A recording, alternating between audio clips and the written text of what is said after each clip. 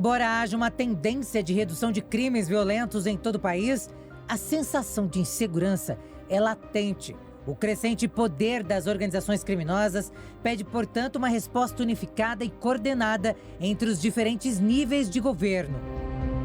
Recentemente, no Rio de Janeiro, a Polícia Civil deflagrou a maior ofensiva já realizada contra o patrimônio do crime organizado no estado.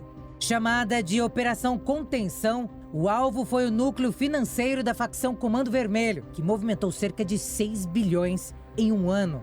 Isso mostra que a polícia está entendendo, principalmente a polícia de investigação, que foi a crítica que eu fiz em relação a ter uma investigação qualificada, já entendeu e tem sido operações sucessivas, sempre atacando a estrutura financeira. Então a gente acredita que nós estamos no caminho certo, a Polícia Civil está sendo bem representada pelo secretário Felipe, a equipe está entrosada e principalmente hoje as duas secretarias, da Polícia Civil e da Polícia Militar, estão atuando em conjunto de forma integrada. A integração é uma discussão de longa data no país. O tenente Paulo Rodrigues da Silva, que atuou por 20 anos na rota, conta que os profissionais são os que mais sentem a falta dessa integração. Policiais civis e militares, muitas vezes, trabalham em condições adversas, com equipamentos defasados, turnos exaustivos e pouca comunicação entre corporações. Quando há essa integração junto à Polícia Federal, Polícia Civil, as polícias militares, né, as guardas municipais, né, de seus municípios, a própria Receita Federal, né, no que tange aquele sufocamento ao crime, às facções criminosas, né, a lavagem de dinheiro em crimes menores, tráfico de drogas, enfim, essa integração com todas as polícias, com todas as forças de segurança que existem no país, seria um fato muito bom. Na opinião de especialistas, um dos maiores entraves à construção de uma política de segurança eficaz no Brasil está em algo que não é visível nas ruas: a falta de elo entre as instituições que deveriam trabalhar juntas. Então nós começamos por um grande problema histórico nosso, ter duas polícias para cuidar do problema da segurança pública, a Polícia Civil e a Polícia Militar. Essa é uma questão grave, e a Polícia Militar tem 80% dessa laranja, a Polícia Civil tem 20%, que ela faz o resto depois sobre os casos acontecidos. Mas nós temos a Polícia Federal, nós temos a Polícia Penal, que tem informações importantes para colocar nessa mesa de cooperação. Afinal de contas, criminosos dentro dos sistemas prisionais acabam ainda tendo interlocução, ações de liderança sobre os crimes que estão do lado de fora. Então, partes importantes. A área financeira tem uma parte importante, porque pode demonstrar a movimentação suspeita de movimentação financeira de pessoas e ajudar nesse sistema. Mário Câmara explica que essa desarticulação institucional tem efeitos práticos que a sociedade sente todos os dias. Um exemplo clássico é o da prisão de um criminoso. Por falhas na investigação ou na comunicação com o judiciário, é solto dias depois por falta de provas. O Poder Judiciário, o Ministério Público, ele demora muito para ofertar uma denúncia. Leva muito tempo. E isso acaba gerando para a população uma sensação de impunidade, uma sensação de morosidade. Por exemplo, nós temos as nossas audiências de custódias, né, as audiências de garantias, né? Não dá para negar que é um mecanismo muito bom, vem para garantir direitos fundamentais, coibir abusos, mas a forma que está sendo aplicada, uma forma assodada, uma forma sem critérios, acaba, principalmente em comarcas sobrecarregadas, que o juiz não consegue fazer uma análise mais detalhada, mais criteriosa, acaba colocando de volta à rua, de volta à sociedade, presos de alta periculosidade, reincidentes, presos que não deveriam voltar às ruas. Isso também é péssimo, muito ruim.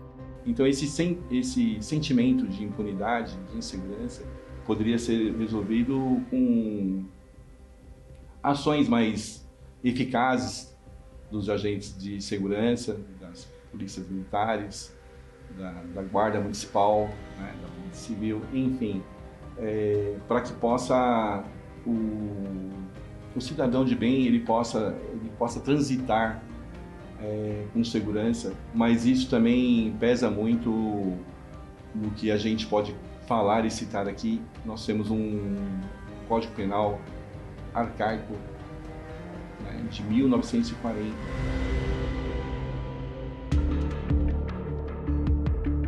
A polícia de São Paulo esclareceu 3 homicídios de grande repercussão nos últimos meses e levou à prisão de suspeitos e à responsabilização dos envolvidos. Mas a última pesquisa do Instituto Sou da Paz mostra que essa não é a realidade da maioria dos casos no Brasil.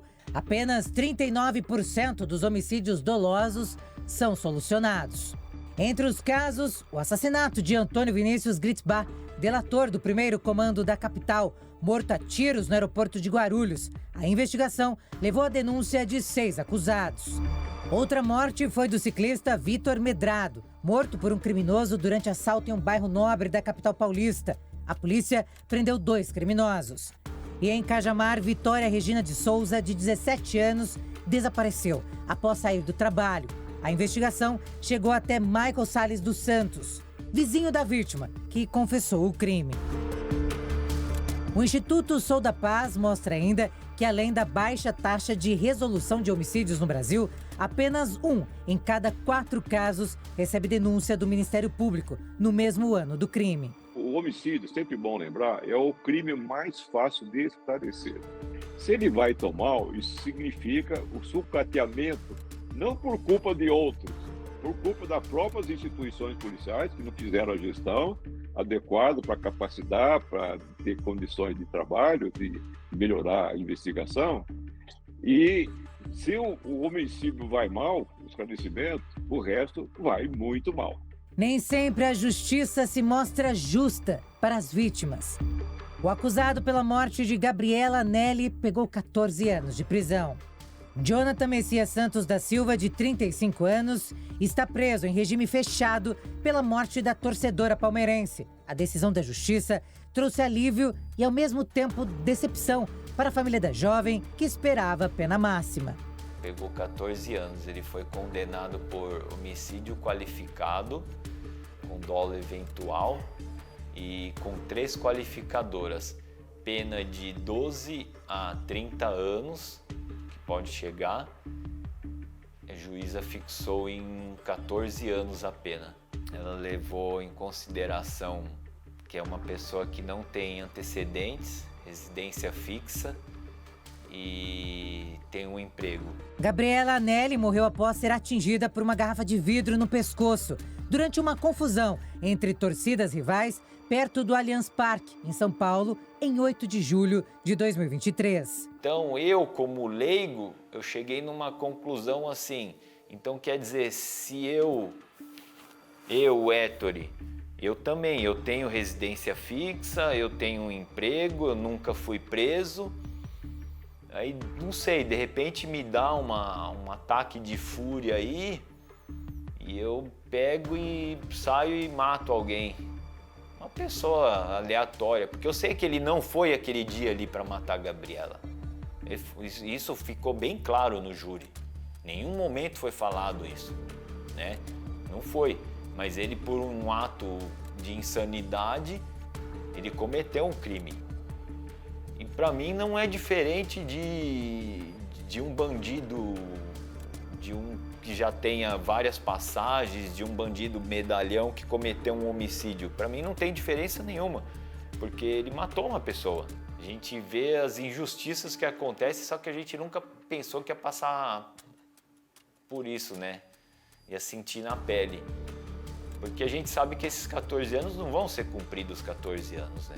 Tudo aconteceu durante uma partida do Campeonato Brasileiro entre Palmeiras e Flamengo. A vítima chegou a ser hospitalizada em estado grave, mas não resistiu aos ferimentos. O estado dela é muito grave. Ele pegou e ele foi bem claro. Ele falou: a gente pode ter um óbito essa noite. Então aquilo, né, chocou a gente, né? Aí foi a parte de mais desesperadora, né? Porque até então a gente imaginava que ela ia sair dessa, né?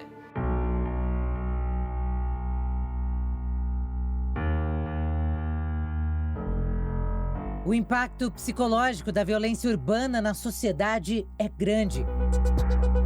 Medo, trauma, deixam marcas profundas em milhões de brasileiros. A saúde mental precisa ser vista como parte central da segurança pública. O sofrimento não é apenas individual. A violência urbana compromete o tecido social como um todo. Comunidades traumatizadas têm mais dificuldade de se organizar, confiar, colaborar. A desconfiança entre vizinhos cresce, a fé nas instituições desaparece. Eu pude fazer um acompanhamento nas escolas próximas e que eles falaram que nenhum tipo de atenção foi dado para aquelas comunidades. E isso teve efeitos na medida em que você fez uma intervenção apenas pontual, ou seja, você cuidou só daquele problema pontual, sem ver o impacto para a comunidade. As crianças começaram a ter evasão escolar, aumentou o índice de suicídio na região, os professores eles se sentiram desamparados, já não tinham mais incentivos para continuar dando aulas. Então, isso é apenas um exemplo de que quando existe uma vitimização coletiva, seja por um crime, seja por uma catástrofe, seja por um desastre, o poder público ele precisa estar preparado com políticas voltadas ao acolhimento, orientação e apoio daquela comunidade atingida. Celeste Leite dos Santos, promotora de Justiça de São Paulo, acredita que a compreensão da experiência da vítima, suas necessidades e seus direitos são fundamentais para o enfrentamento da violência. Nós estamos, desde a criação do Estado moderno, vendo só um lado da violência. A violência é um fenômeno que ela tem dois eixos. Você tem o eixo daquele que pratica o crime, mas temos também o eixo daquele que sofre o impacto. E, de forma proposital, o Estado apagou a vítima justamente para que ele pudesse surgir, e o direito penal surgiu aí. Porém, hoje nós temos uma outra situação, que vivemos num Estado democrático, um Estado constitucional, os direitos e garantias do réu são mais do que assegurados, não tem mais sentido essa desumanização da vítima. Por isso que é tão importante a aprovação agora pelo Senado Federal, já que já foi aprovado na Câmara dos Deputados, o Estatuto da Vítima. Hoje ele está já na Comissão de Direitos Humanos. Estamos aguardando o parecer para que possa ser dado a sua votação em plenário. A promotora é idealizadora do Estatuto da Vítima e destaca as dificuldades enfrentadas pelas pessoas que foram alvo da violência urbana no país. As dificuldades são muitas. Primeiro, ela tem o receio de procurar a autoridade policial. Ela já não acredita hoje que aquilo vá trazer algum tipo de resposta. Ou porque ela tem medo de retaliação da pessoa que praticou o crime, que possa descobrir onde ela mora e coisas do tipo. Quando ela procura a autoridade policial, ela encontra muitas vezes um ambiente hostil, um ambiente não acolhedor. Por isso que o Estatuto da Vítima traz como uma das regras a capacitação de todos os agentes públicos, então seja delegado, promotor, juiz e também do sistema de saúde. Muitas vezes ela não vai na delegacia, mas ela está machucada, ela vai até um hospital e também são feitos uma série de questionamentos que causam um trauma maior que o próprio evento traumático que foi a prática do crime. Outro ponto que essas vítimas encontram é que se ela já reconheceu, por exemplo, aquele que praticou um estupro, aquele que praticou um roubo, por que ela tem que ir novamente reiterar todo o depoimento e também ela não entende por que ela tem que comparecer novamente em audiência e fazer um novo reconhecimento pessoal e que nada do que aconteceu na delegacia de polícia teve validade. Isso é o que acontece hoje. E nós temos no Brasil uma cultura muito da pena mínima. Por quê? Não se faz uma adequada validação da vítima até para você compreender a extensão daquele dano. E o Código Penal fala que as circunstâncias e consequências do crime são importantes. Sofrer ou presenciar um ato de violência, seja um assalto, uma agressão ou homicídio, não termina no momento do fato. Muitas vezes, é nesse instante que um novo trauma começa.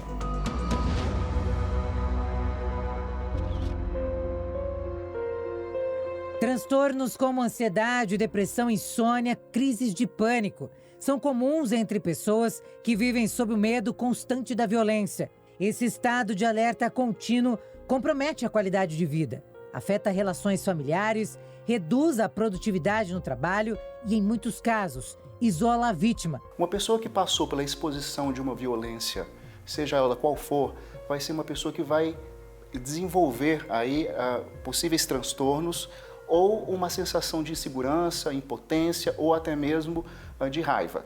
Então, pessoas que passam por situações onde são acometidas por episódios violentos, elas vão ter uma sensação de, muitas vezes, de insegurança para poder repetir ou um ato, ou repetir uma situação, ou até mesmo vivenciar e enfrentar desafios que, sem um episódio, né, de violência acometido, uma pessoa não teria. Um dos transtornos que nós observamos que é mais comuns em pessoas que passam por episódios e por situações de violência é o transtorno de estresse pós-traumático.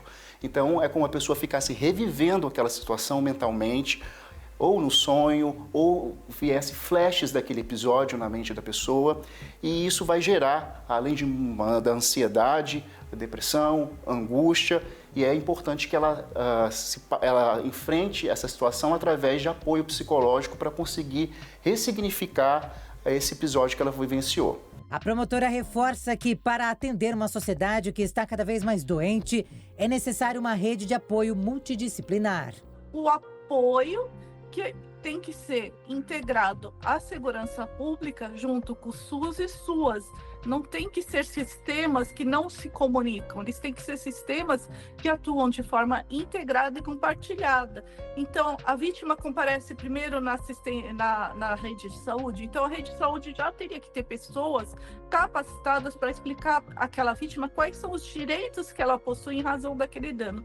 E vice-versa, ela foi na delegacia de polícia, o delegado ele teria a obrigação de já explicar quais são os serviços de apoio existentes da rede pública e privada, e a vítima escolheria qual serviço que se encaixaria na necessidade que ela possui no momento.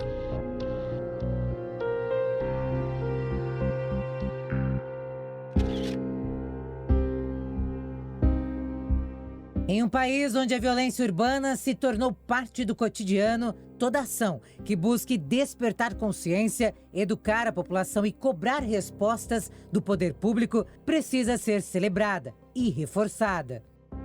É necessário prevenir, mobilizar, transformar mentalidades. E nesse processo, a comunicação tem um papel estratégico e decisivo. Campanhas de conscientização contra a violência são mais do que peças publicitárias. São instrumentos de cidadania, de resistência e de esperança.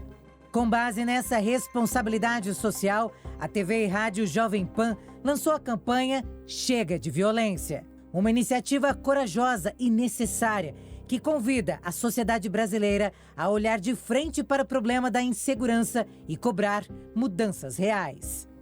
Nós falamos em Estado democrático, em pilares sociais dentro de uma democracia plena. Nós temos o sistema de justiça, nós temos a segurança pública, mas nós temos a imprensa. A imprensa tem um papel preponderante justamente no inconsciente coletivo, na formação de opinião. Então eu acho bárbaro, eu acho de um pioneirismo termos uma imprensa do porte da Jovem Pan refutando essa insegurança latente e exigindo do poder público prioridade, atenção e justamente a estrutura para que a própria segurança pública possa proteger a população e combater o crime com superioridade de armas. Não existe democracia sem uma imprensa livre e sólida que possa fazer a sua missão democrática, a sua missão constitucional e trazer para a população políticas e melhoramentos. Esta campanha da Jovem Pan, eu entendo que é uma campanha excelente. campanha que traz à população a conscientização. Não só de retratar o que ela passou, a experiência ruim que ela sofreu, né, pelo ter seu bem roubado, mas também com informações. Diga onde estão os criminosos, onde é o local de maior incidência de crimes, que tipo de crime. A participação da população é muito importante. Eu, como gestor de segurança pública, apoio essa campanha que a Jovem Pan está fazendo, onde a participação da população é fundamental. A campanha não se limita à denúncia. Ela propõe diálogo, reflexão e ação. Chega de violência. É um caminho direto à consciência coletiva. É um grito de basta, vindo do jornalismo que se recusa a normalizar o caos.